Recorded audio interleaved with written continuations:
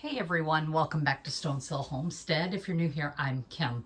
And over the past couple days, we had a cow butchered and we were able to pick it up this week. And I had them give me all the fat right here. I'm sorry I didn't catch the initial part of it, but they vacuum packed it for me so that I could get it cooked down to beef tallow. So right now I am just straining out the bits and pieces, trying to get as much as that out of my 18-quart roaster here so that I can get this on the shelf in stable form.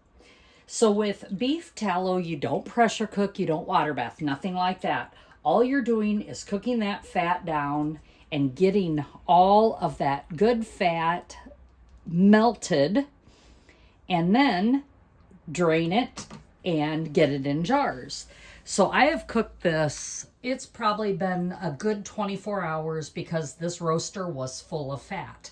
And now what you see here is all the bits and pieces here that just haven't cooked down. They're down in the bottom, they're getting dark, and I don't want them to disturb anything.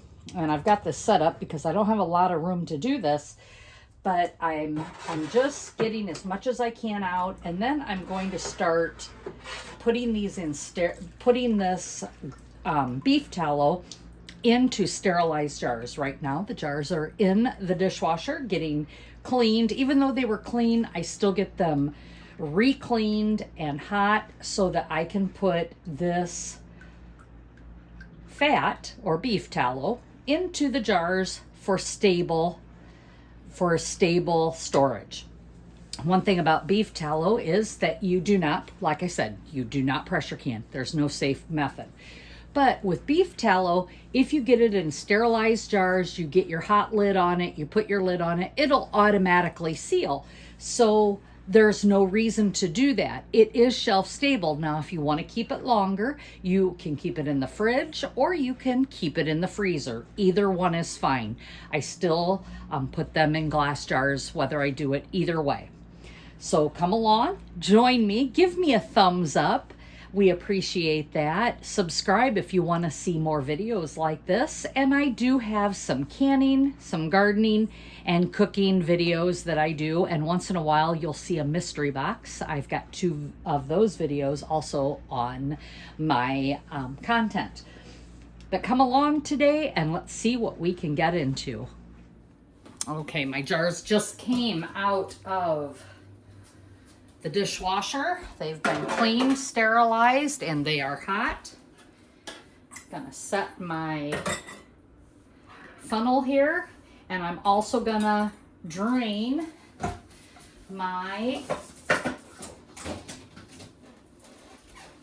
broth through another funnel. And I'm just trying to make sure that I get all the impurities out while I'm doing this. I have a 2-cup measuring cup, and I am going to use that to fill my jar. It is a beautiful color, and I will share this with my mom and my family as well. And as soon as the jar is full, I will put a hot lid on it, and I do heat the lid. And the reason is, 1, to soften up the rubber, even though you don't need to. I'm going to do a 1-inch headspace, and I'm going to move this to the next jar. I'm going to wipe off this jar lid here to make sure I did not get any kind of oil on it, which I did not.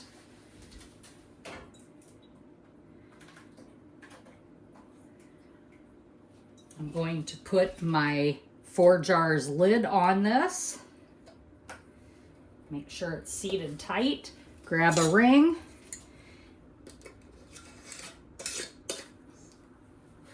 And set that aside. And I'm going to tighten up that lid. And the reason is because I'm not water bathing and I am not pressure canning it.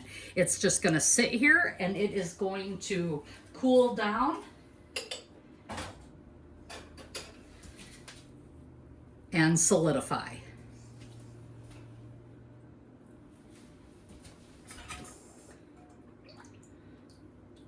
Filling up the next jar here. This is the cheapest way to do beef tallow when you butcher a cow. If your butcher, one, is familiar with people like me that want the fat, want the marrow bones. I also have them cut up all the marrow bones for me so that they will fit in my roaster. And then I can have, along with the fat that they've set aside for me, I can also use that to make bone broth. And that is so healthy. You really need to have a relationship with your butcher for that reason, so that you can get those things. We also, the same butcher has a, since he has a butcher shop, he has to pay for those marrow bones and the fat to be hauled away that nobody wants. So by him doing that, I can also ask him at any time during his butcher season, which he butchers. He does butcher 12 months out of the year. That's what he does. He doesn't sell retail meat. There's the next one. He does not sell retail meat. He is not set up to do that, but he has to pay to have those bones and fat hauled away. He has to call a rendering service to haul that away.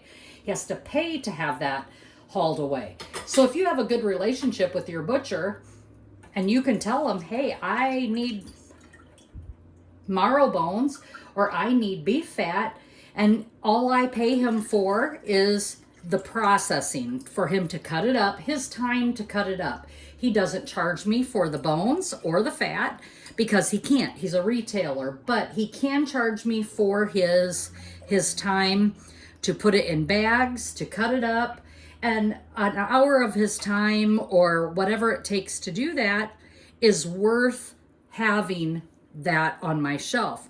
So a few dollars to help him, a few dollars to help me, and it is worth it to do that. So get a good relationship with your local butcher, whoever is butchering your meat, and have him do that for you. And in my area, we have a lot of Amish butchers, and my butcher is Amish. And so I feel very confident that I'm getting good meat that he has raised. I am not worried about chemicals in his process. I know that he is putting them out to pasture, eating that grass. Is it grass fed? Yes. Is it grain fed? Yes. I'm okay with that, but I also know that they are doing their own butchering and their own raising. So I'm very thankful for that. And right now he will be done with beef season of butchering until January, because now it's deer season here. So he will be very busy processing deer for other people. And that way then he does not cross-contaminate meats. And so overall, I'm just very thankful for him. So I'm going to continue to fill up my quart jars. And these are wide mouth jars. You definitely want to use wide mouth. And the reason I say that is because when it's time to dig out the tallow out of the jar for cooking, it's easier to get your beef tallow out of a wide mouth jar. So when I am all done here with these, I'm pulling 2 more jars out of my dishwasher. So when I am done finishing these, I'll come back and I will show you what we ended up with. Okay, I raised the camera a little bit because I want you to see this. I am getting near the end of my 18-quart roaster of beef tallow. And there are a lot of pieces in here that I do not want in my beef tallow. And so it's starting to catch some of those small chunks, but I am concerned. And the reason I'm concerned is some of these beef chunks may be finer or smaller than what my netting is here. So because of that, I am going to add some cheesecloth to underneath this funnel. That way then it will catch the small particles as well. And I just want this to be as clean as I can going in there. Now, I know that many of you are asking, oh, it's just full of fat and saturated fat. Yes, it is. It's good fat. It's saturated fat. It is. I'm not going to lie to you. You need to do your own research. But I also know that beef tallow is so high in calcium. One, you're pulling that fat from the kidneys, which is a very good fat. You're pulling that off of there, you're cooking this down, and you're rendering it. And so we want you to render this so that it gets all of these pieces out, and you are able to have a nice clean fat for cooking. Now, many people use this, like I said, for soap making, for lotions, for body products. I don't do that. This is mainly for cooking for us. I don't have the talent to do the other. So I'm just going to let the people that know how to do that. And I am just making my tallow for cooking. So I had a little bit of a drip there, so I'm guessing I caught some on this rim. So I'm going to make sure that nothing is on this rim, because I want to make sure that that is completely good for my seal, for my lids. This, because everything is hot, everything is heated, the jars are hot, the lids are hot, the rings are not hot, but I'm doing this tight and getting that on there so that it's nice and snug. Now I am to the point where I'm gonna have to lift this roaster and pour it in there. And that's where this comes in handy with this cheesecloth down here. I'm gonna pull that up again. I don't want that to fall in my jar. And hopefully that funnel will keep that right there, and it'll slowly drip out. I'm going to set this aside, and we are going to pour this in.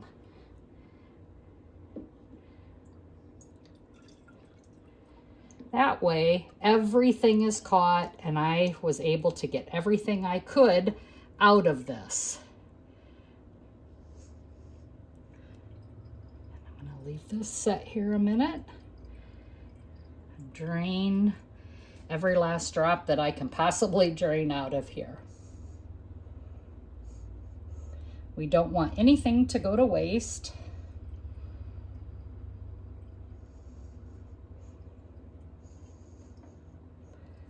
I'm just going to hold this here a minute.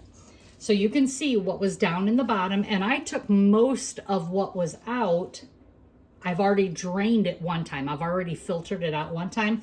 And these are just the small bits that I couldn't get out with this filter in the bottom. And we are done. As soon as I get done cleaning this jar, I'll come back and we'll chat a little more. So as you can see, putting that cheesecloth did get more particles out of that bottom layer. And I really wasn't worried about up here because I wasn't having anything. There might be a few particles in there. I'm not worried about that little bit, but at the bottom of it, I am. And so I am very thankful and very happy that I did catch those small particles. And so that's it. So we ended up with 10.5 quarts of beef tallow. Now, since this one did not fully get completely full, I'm going to throw this in the fridge because it won't seal because it's not full enough. And we can use this pretty quick. But I am still putting a lid on it, a 4 jars lid. I'm going to grab a ring And I am still going to tighten it up there. And as it gets hot and cools down, I am hoping that that lid will pull down and tighten that seal that seal, but there's a lot of gap in here, so I'm going to use this one first. I still have some left from my last cow that I'm finishing up, and we had some short ribs that were not being ate, so we ended up doing beef broth and beef tallow from what was left there, and that's what I'm using now because we were low. But this is all good kidney fat, and we will tell you some more benefits down in the description. So as you can see, I have 10.5 quarts. And you can start to see where it's getting cloudy, and that is just because it is cooling off. These jars will all be white once it is completely cooled. Then it'll be shelf stable. I can put that in the fridge if I want to, or I can put it in the freezer for longer storage. It's up to you. You do your research and you decide what you want to do. Definitely the freezer is going to keep it even longer than what it would on the shelf. These things don't last forever, but they do last a very long time. Look at the benefits of beef tallow, the health benefits. And I know so many people are just in their head that do not eat a fat diet or are maybe being told by their doctors they can't have certain things. I had a cardiac scoring. I was in the Warrior study. And if you know what that is, it was a 5-year study for women on heart disease. I was a candidate because I had 2 things going on. I had high blood pressure and I had chest pain at one point prior to this study starting. And my doctor, cardiologist, felt that it was good for me to do this. Well, I have ate a good, no preservative, low processed diet for many years, but I do have my my crutches, my delicious treats. I love chocolate. I love ice cream. There are things that I still have. Food is not evil. Volume is, and too much of anything is bad. However, I've ate lots of fresh vegetables. I have my own garden. I have lots of fruits. I eat lots of meat. We have butchered our meat for many, many years. I do not buy store-bought meat. And I know a lot of you don't have that option. We raised our own beef for many years, and now we do purchase our beef from a person that raises steer, and we get those butchered, and we feel confident that that person is doing the right things to their animals, so we feel pretty good about it. But in saying that, they did a cardiac scoring on me, and my doctor said that when he got the results, he was blown away by what I had going on. Like I said, I have had high blood pressure and I've had some chest pain in the past. Well, since being in that study, I learned new things. What I did learn was that my cardiac scoring was 1. If you know what that means, it means that I have no blockage or plaque buildup currently in my heart. He says he sees people with tens of thousands, in the 10,000 numbers with cardiac scoring. He said, whatever I'm doing, keep doing. That was enough research for me. Beef tallow, I use butter, I eat fresh vegetables, I eat fresh fruit, I eat meat without breading. I do not eat pasta. I do not eat breads. I have a gluten intolerance. I do eat gluten-free pasta on occasion. I eat avocados. I eat the things, but I also do enjoy the ice cream and the chocolate. I like both of those, but it's all in moderation. And I had to lose weight. I did lose weight. I've lost 65 pounds, and then I got a setback a year and a half ago, and I gained like 12 of those pounds back, but that's okay. I am now back to running and walking again slowly since my broken back. I can't even say I'm running. I am walking again. I am getting my exercise. I'm starting to increase that. So before you say that this is unhealthy, please do your research and see what benefits you can get from eating this type of diet. If you're carnivore, I know you eat bone marrow. I know you eat all high fat meats. I know that. If you're keto, I know it's low carb. Very similar to where I'm at. I eat a lot of low carb until I eat my candy or my ice cream. I get that. Drink lots of fluids. Get your good water in. You know, do a prebiotic and a probiotic. Just research those things and try and do some better things for your body like this. So I'm going to leave you with that, and I appreciate each and every one of you. Welcome to the new subscribers. We noticed that you've subscribed. We see that number slowly climbing. I don't have a lot of subscribers. I don't do a lot of videos, but what I do, I hope it's that you find value. We appreciate you, and we are completely blessed by each and every one of you that take the time to look at these videos. Hit the thumbs up. We need that. There's also a hype button that you can also pick now, up to 3 per week. You can hype a video if you think that this video is something that you really enjoyed. Subscribe to us. Come back for our next video. We appreciate that as well. And as always, be blessed and laugh as much as you breathe. Have a great day, everyone.